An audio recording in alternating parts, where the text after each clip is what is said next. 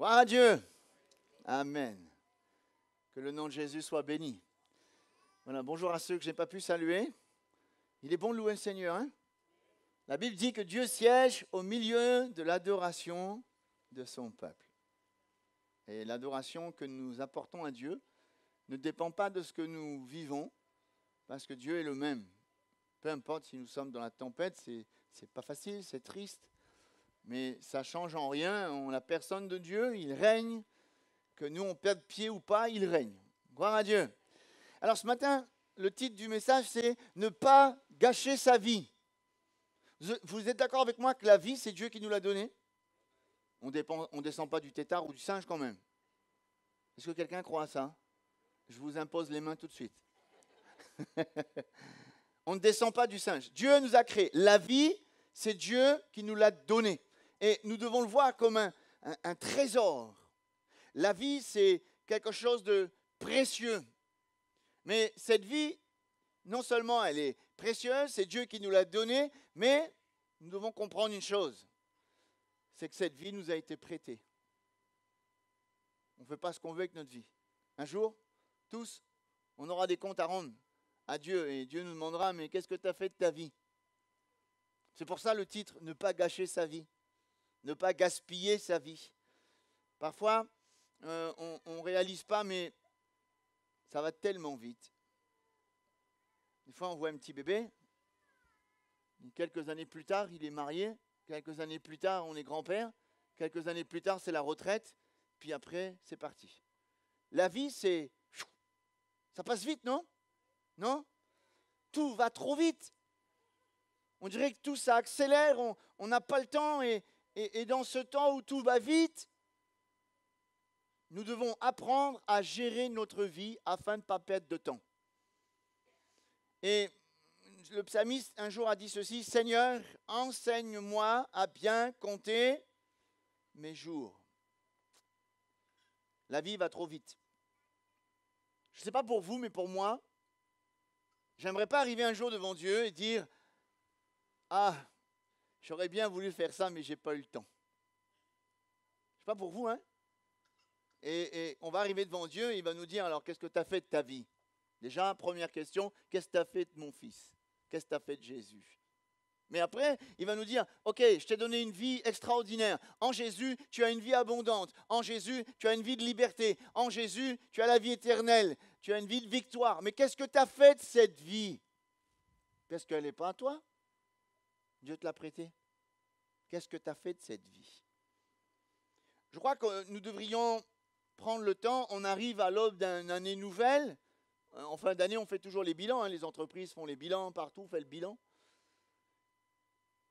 J'aimerais qu'on réfléchisse à l'emploi du temps de nos journées, nos semaines, nos mois. Qu'est-ce que tu as fait de ta vie? C'est une bonne question, ça, non? Je crois que la vie est tellement courte, tellement précieuse qu'on ne peut pas la gâcher. Et j'aimerais lire un texte dans Éphésiens 5. Et on va le lire dans deux versions, vous allez voir, c'est très intéressant. Éphésiens 5, versets 15 à 17. Vous avez trouvé? Si quelqu'un à côté de vous qui n'est pas habitué à ouvrir la Bible, aidez-le. Hein? Éphésiens 5, 15. Prenez donc garde de vous conduire avec circonspection. Ce n'est pas un mot qu'on utilise toujours, ça, hein, tous les jours. Hein? On va voir dans l'autre version, c'est plus facile à comprendre. Non comme des insensés, mais comme des sages. Rachetez le temps, car les jours sont mauvais. C'est pourquoi ne soyez pas inconsidérés, mais comprenez quelle est la volonté du Seigneur. Alors je vais le lire dans la version Parole de vie.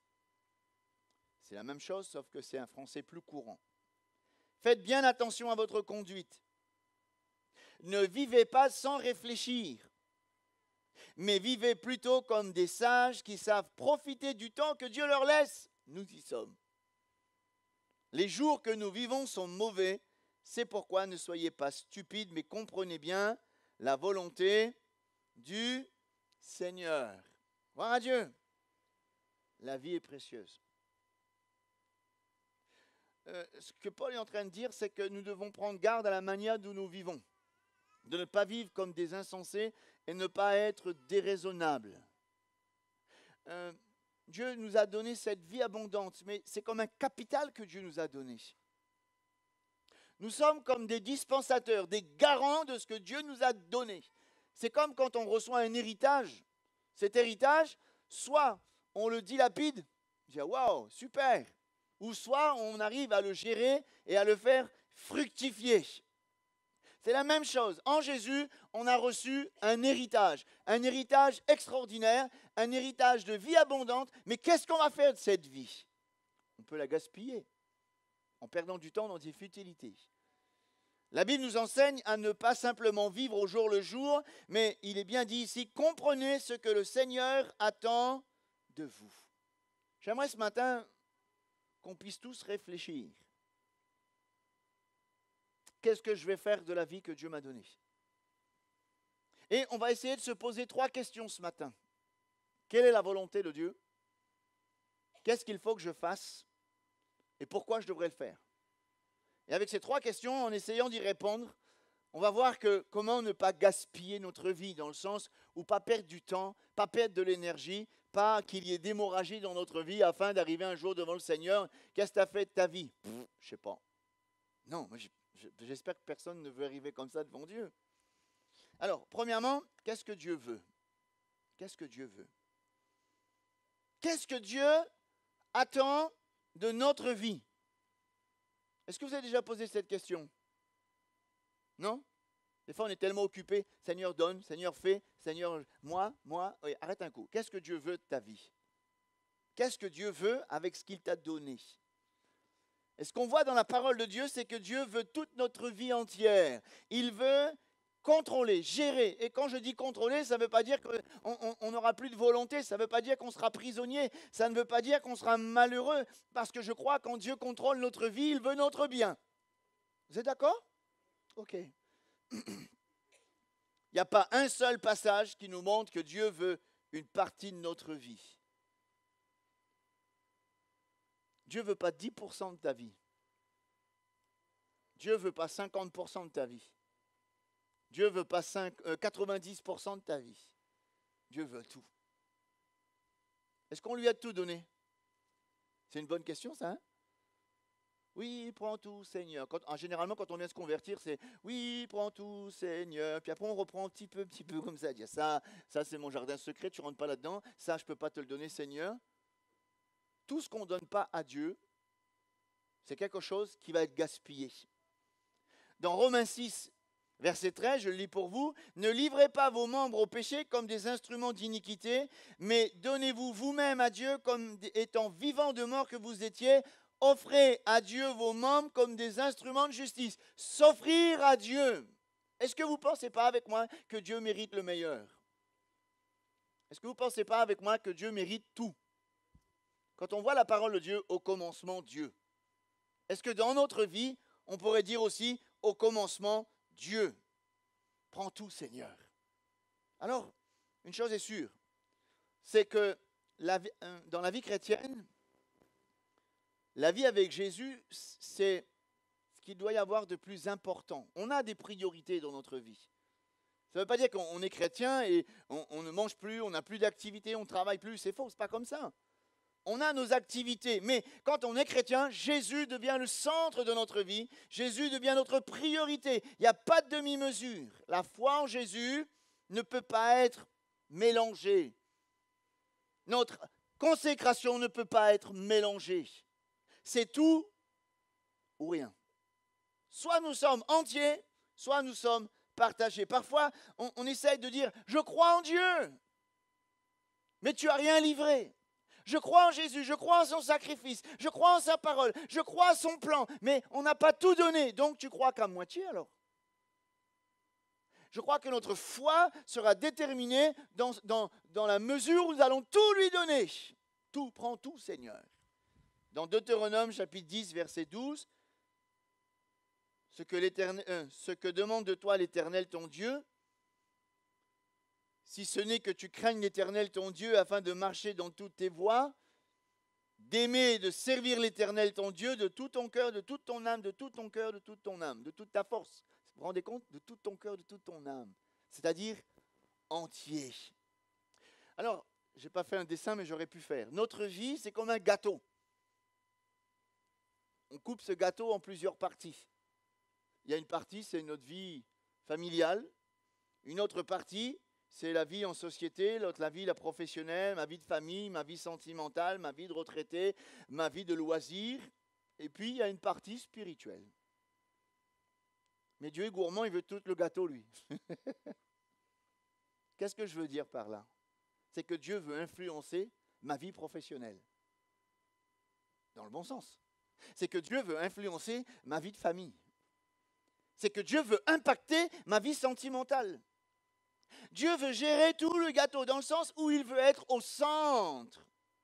Il nous veut tout entier, c'est-à-dire il veut que toute notre vie soit sous son influence. Je ne peux pas dire que je suis chrétien et puis Dieu, tu n'as rien à voir dans ma vie sentimentale.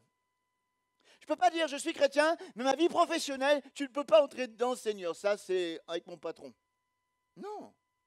Dieu veut contrôler, influencer toutes les parties de ma vie. Dieu veut avoir la priorité dans toute notre vie. C'est vraiment ce que la parole de Dieu nous enseigne. Quand on a donné notre vie à Jésus, tout est sous son influence. Jésus a dit un jour dans Matthieu 6, 24, qu'on ne peut pas servir deux maîtres à la fois. Soit on est attaché à un et on va mépriser l'autre. On ne peut pas servir Dieu et mammon. Bon, mammon, dans la signification, c'est l'argent. Impossible de servir Dieu et servir autre chose en même temps. Il ne peut pas y avoir dans notre vie deux centres d'intérêt.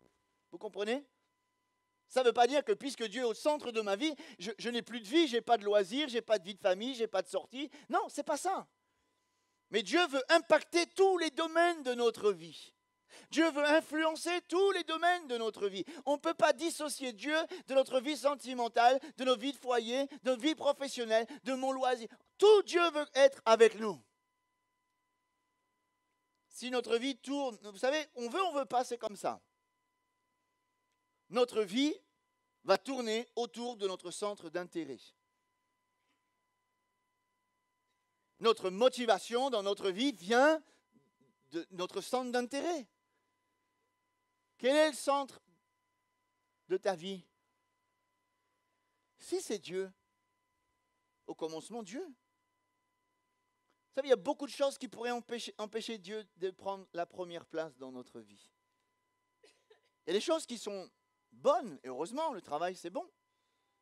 Le sport c'est bon. Les loisirs c'est bon. Et je peux en rajouter encore d'autres. Notre vie sentimentale c'est bon.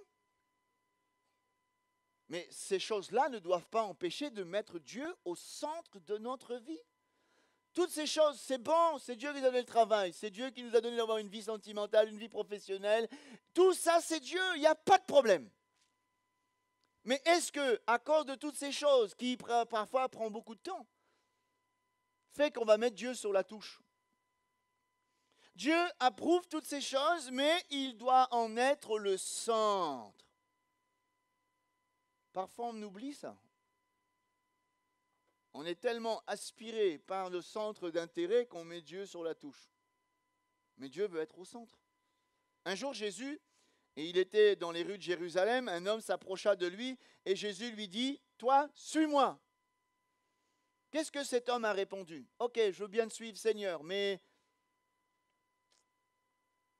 Seigneur, permets-moi d'abord de m'occuper de mes affaires. Après, je te suivrai. » Il y a une contradiction dans cette phrase. Il y a quelque chose qui ne sonne pas bien. Seigneur, moi d'abord. C'est ce qui est marqué dans le verset. Seigneur, moi d'abord. Il y a un problème. Qu'est-ce que veut dire Seigneur? Le maître, celui qui règne. Alors on est en train de dire, Seigneur, tu es celui qui règne et qui contrôle, mais après on dit, moi d'abord. Non, il y a une contradiction, ça sonne faux. Ça veut dire que le mot Seigneur ne prend pas tout son sens. Ça veut dire que le mot Seigneur n'a pas toute sa place et je crois que c'est d'abord le Seigneur. Toute chose doit être faite à travers le Seigneur. Comprenez ceci. Pour bien comprendre, on va regarder dans Luc 14. On raconte l'histoire d'un roi qui a préparé un grand banquet. Et on voit qu'il a invité toutes sortes de personnes, mais la plupart, ils avaient des excuses. Humainement parlant, ces excuses étaient presque louables. Le premier dit, j'ai acheté un champ, il faut absolument que j'aille le voir, excuse-moi, hein, une autre fois. Hein. Le deuxième dit, mais moi, je viens d'acquérir 5 paires de bœufs, il faut que j'aille l'essayer. Aujourd'hui, je dis, waouh, j'ai acheté une belle voiture, il faut que je l'essaye avant. Hein. Et l'autre, il dit, excuse-moi, je viens de me marier, donc je ne peux pas venir. Quelque part, humainement parlant, ces excuses, on peut comprendre. Oui, mais la vie que Dieu nous a donnée, elle est précieuse, c'est pour lui. Et si on donne notre vie et on met Dieu au centre de notre vie, ça n'empêche pas les autres. Vous comprenez ce que je veux dire ce matin? Si on met Dieu en premier, ça n'empêche pas qu'on peut aller visiter le champ, on peut aller essayer les 5 paires de bœufs, on ne va pas négliger notre foyer parce qu'il y a un équilibre. Toutes ces choses sont bonnes, mais il faut que Dieu nous aide à établir des priorités. Des fois, on a des excuses, non? Laisse-moi d'abord faire ceci, Seigneur. Après, je vais me consacrer. Laisse-moi d'abord faire cela et ensuite je serai entier, Seigneur.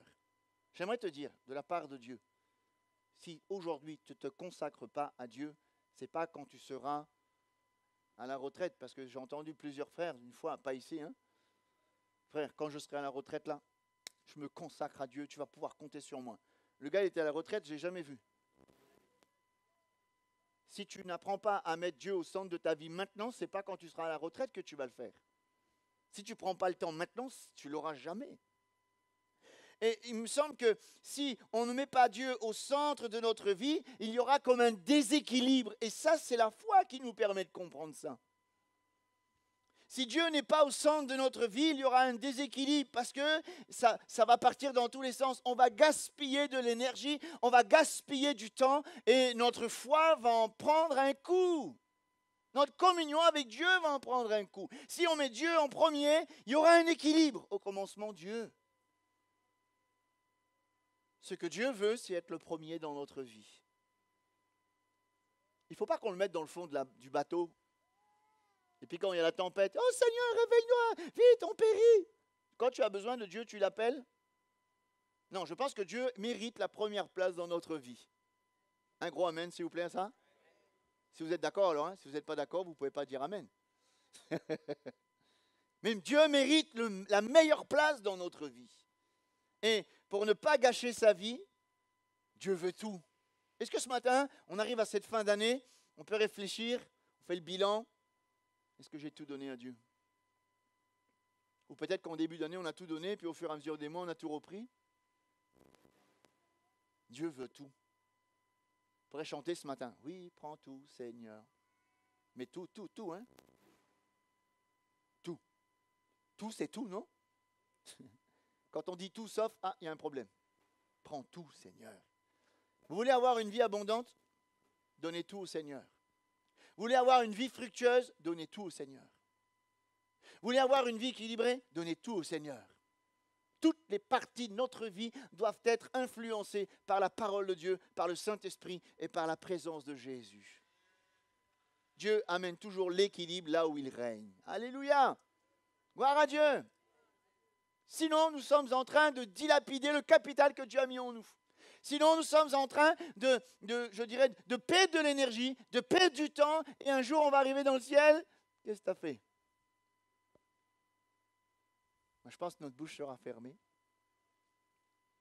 Paul dit, il est arrivé à la fin de sa course et il dira, je ne veux pas être un ouvrier qui a à rougir de son travail, dans le sens où il avait bien géré sa vie, parce que Dieu était son tout. Mais attention, quand on dit Dieu est notre tout, ça ne veut pas dire qu'on est privé de tout. Parce que nous avons tout pleinement en Jésus. Amen. Gloire à Dieu. Deuxième question. Donc première question, qu'est-ce que Dieu veut? Tout. Il veut toute ta vie. Est-ce que tu as tout donné ce matin? Tout mis sur l'autel. J'ai vu dans la parole de Dieu dans l'Ancien Testament que tout ce qui est mis sur l'autel, c'est une bénédiction. Mais tout ce qui a été mis sur l'autel et qu'on reprend, c'est plus une bénédiction. Tu as donné ta vie à Jésus, laisse-la sur l'autel. Voyons deuxième question. Qu'est-ce qu'il faut que je fasse pour ne pas gâcher ma vie. Ok, Dieu veut tout, mais qu'est-ce qu'il faut que je fasse? Qu'est-ce qu'il faut que je fasse pour que je devienne ce que Dieu a prévu pour moi? Alors ça passe par un mot qu'on n'aime pas trop, mais pourtant c'est une réalité. Discipline. Oh, encore? C'est l'armée avec le Seigneur? Non. Dans le mot disciple, il y a discipline. Non? Si on veut être un bon disciple, on doit être discipliné. C'est la discipline qu'on a besoin. Et peut-être vous allez me dire, ah, là, qu'est-ce que le frère va dire? Attendez, avant de dire quoi que ce soit. La discipline, parfois, ça semble être lourd. Mais quand on regarde la parole de Dieu, la discipline nous amène toujours dans la vie abondante. Il faut que dans notre vie de tous les jours, on soit discipliné, ordonné. Dans 1 Timothée 4, voilà, 1 Timothée 4, versets 7 à 8, je lis pour vous. Exerce-toi à la piété, car l'exercice corporel est utile à peu de choses, tandis que la piété est utile à tout, ayant la promesse de la vie présente et celle qui est à venir. L'exercice, c'est la discipline. Il faut s'exercer à être attaché au Seigneur. Il y a de ceux qui pratiquent du sport de haut niveau, hein? Samuel, il n'est pas là ce matin. Samuel fait grand raid, Jackie, il y en a d'autres. La sœur Edwige qui est là ce matin, elle court aussi. Et ils ont de l'entraînement, hein? Vous pensez qu'on fait grand raid comme ça? Même quand on va faire Mafat à pied et qu'on ne sait pas entraîner, on a mal aux jambes et on finit même pas. Oui, non? Et même parfois avec l'entraînement, il peut arriver encore, mais c'est un entraînement strict.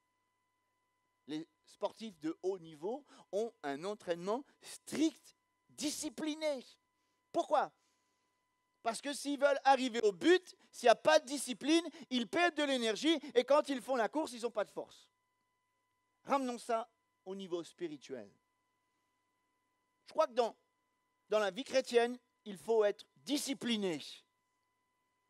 Dans notre communion avec Dieu, il faut être discipliné. Et cette discipline spirituelle va impacter toutes les parties de ma vie. Si je suis discipliné avec le Seigneur, dans ma vie professionnelle, je serai discipliné. Dans ma vie de famille, je serai discipliné. Discipline, c'est ne pas rater le rendez-vous de Dieu. Un sportif sait qu'il a un entraînement tel jour, il y va. Hein. Il pleut, il neige, il va lui. Hein. Enfin, il neige à La Réunion, c'est... Discipliné, ça veut dire qu'on ne rate pas. Alors, je vais peut-être vous faire rigoler. Hein. Vous êtes discipliné quand on veut regarder les télénovelas. On sait que c'est à midi moins le quart. À midi moins le quart, on est discipliné, on est devant la télé parce qu'on ne veut pas rater le feuilleton. Et là, on peut avoir n'importe quoi. On peut nous appeler au téléphone. Hein. Ma belle-mère, elle aime ça. Quand je l'appelle au téléphone à midi moins le quart, elle ne répond pas. Parce qu'elle est disciplinée, elle est devant la télé.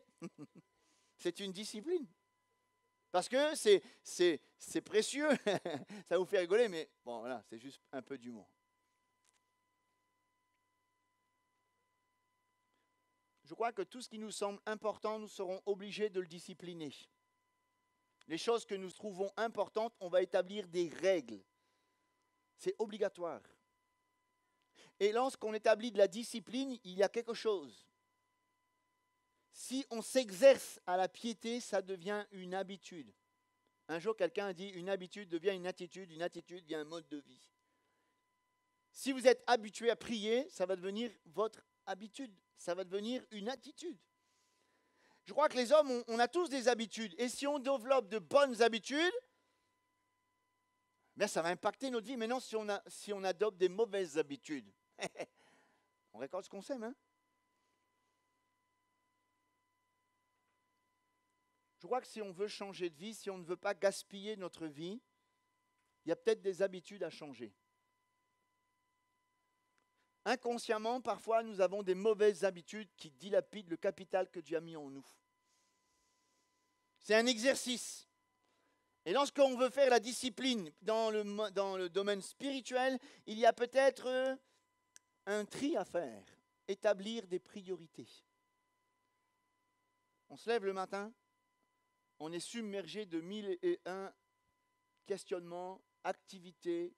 La tête est submergée d'activités.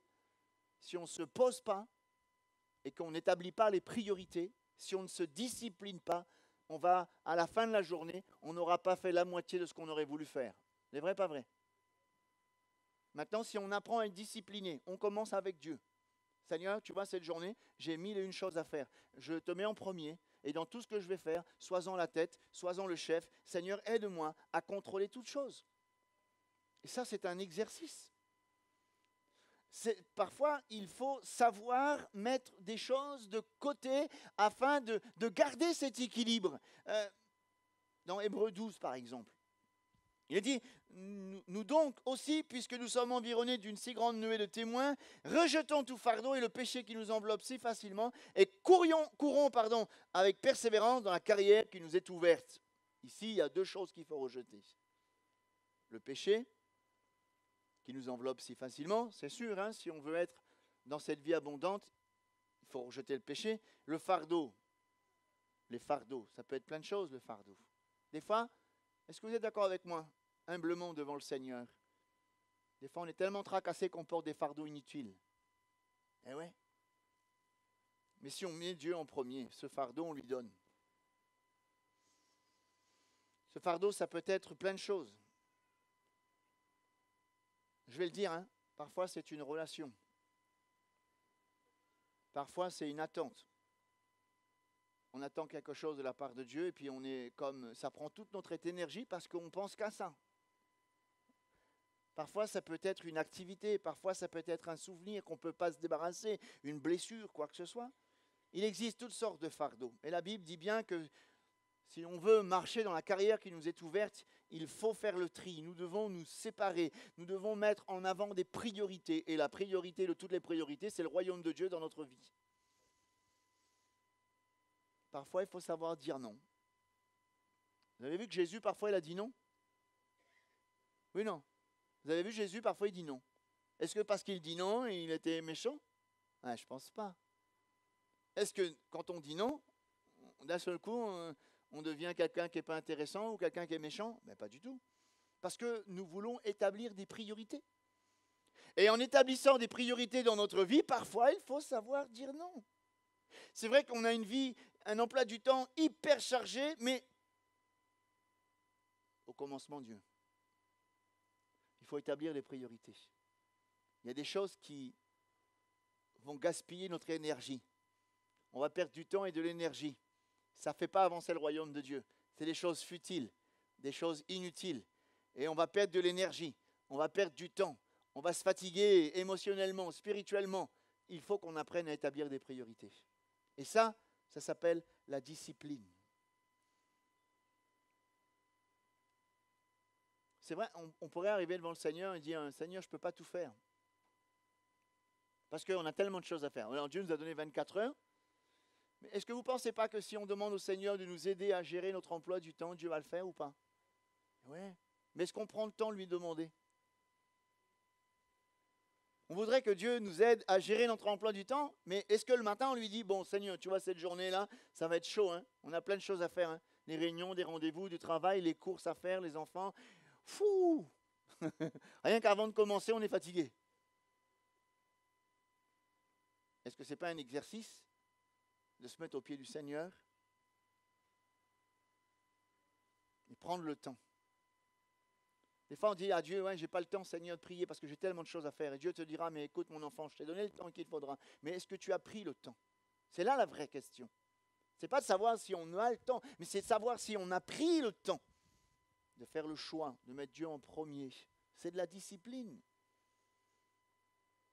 Je crois que si on met Dieu en premier, il se passera quelque chose de formidable.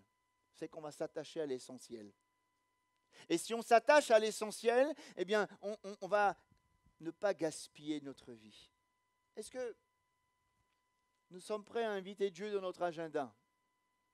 Le matin, la planification de la journée. Ou alors on met Dieu en premier au début de la journée, puis peut-être un peu le soir pour dire merci, mais dans tous nos rendez-vous, Dieu est là. Oui ou non? Alléluia. Et ouais, c'est un choix. La discipline, afin de ne pas gaspiller notre vie, afin de ne pas perdre de l'énergie, afin de ne pas perdre du temps, afin de ne pas, je dirais, partir. Des fois, on se noie dans toutes sortes d'activités. Mais Dieu peut nous aider à établir les vraies priorités. Maintenant, qu'est-ce que Dieu veut? Alors, pourquoi ça ne marche plus ça? Voilà. Qu'est-ce que Dieu veut? Dieu veut tout. Ce matin, Dieu te dit, mets toute ta vie sur l'autel. Ok. Qu'est-ce que Dieu veut? Tout. Comment on peut y arriver? La discipline. Il faut qu'on soit sérieux dans les choses de Dieu. Un peu d'assouplissement, un peu de laisser aller, la ruine te surprendra subitement. Il faut qu'on soit sérieux dans les choses de Dieu. Et pour être sérieux, il nous faut de la discipline.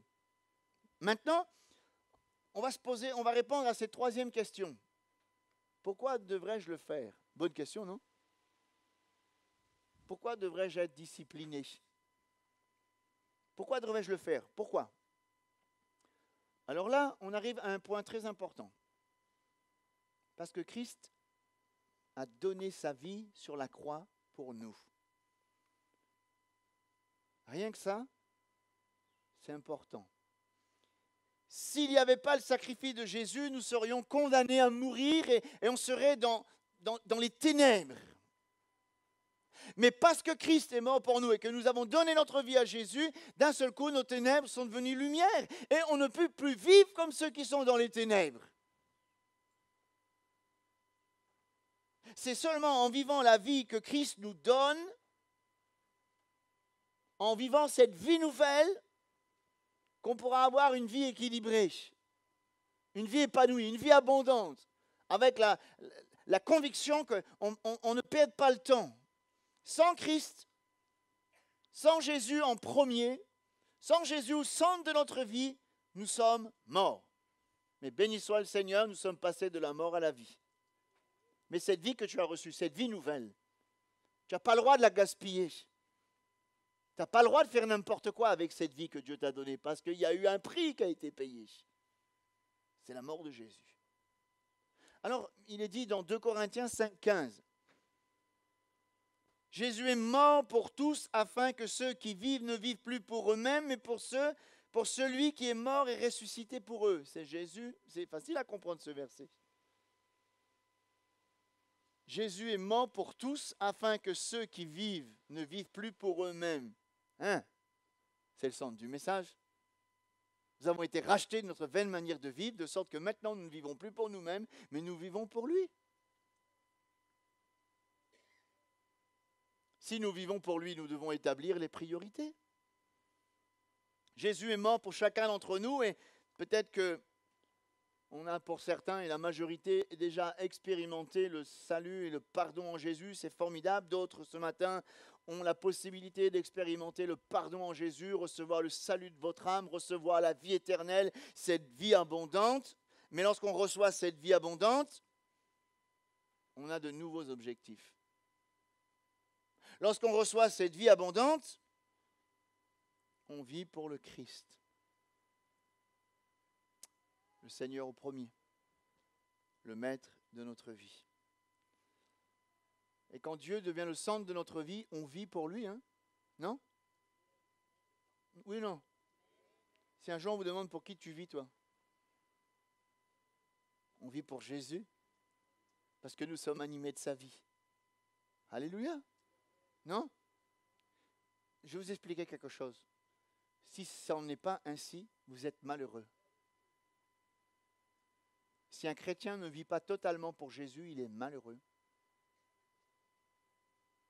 Parce qu'il a en lui le oui et le non. C'est pas possible. Soit on est entier, soit on ne l'est pas. Dans l'Ancien Testament, Élie, le prophète, il a dit quelque chose au peuple d'Israël. Jusqu'à quand clocherez-vous des deux côtés? On ne peut pas dire, oui Seigneur, prends tout. Vous avez déjà essayé de marcher sur le trottoir comme ça, avec un pied en bas, un pied en haut? À un moment donné, ma hanche doit faire mal. Non, si je marche 10 km comme ça, il y a un problème. Ben, c'est pareil. On ne peut pas marcher avec Dieu, un pas dans le monde, un pas avec Dieu. Ce n'est pas possible. Parce que la vie que Dieu nous a donnée, c'est une vie de sainteté, une vie de puissance, une vie d'abondance. Et nous devons, par amour, se livrer à lui. Il devient notre priorité, il devient le centre de notre vie. Ce qui ne veut pas dire qu'on n'a pas de liberté d'avoir nos activités, mais Dieu impacte toute notre vie. Alors, Je vais finir. Une vie sans Dieu, c'est une vie gâchée. Vous êtes d'accord? Réalise ce que tu étais avant de connaître Jésus. Waouh! Ces heures-ci, à 10h30, tu étais encore au lit parce que tu avais mal à la tête. Pour beaucoup. Oui ou non? Ceux qui ont grandi dans les assemblées, bon, ils ne comprennent pas trop ce langage, mais les autres, oui. Hein? Ben oui. Une vie sans Dieu, c'est une vie gâchée. On dilapide le trésor que Dieu nous a donné. Et une vie où Jésus n'est pas le centre, ça, c'est gaspiller notre vie. Donc, tu peux être chrétien, né de nouveau, avoir la foi en Jésus, être baptisé du Saint-Esprit, être baptisé d'eau.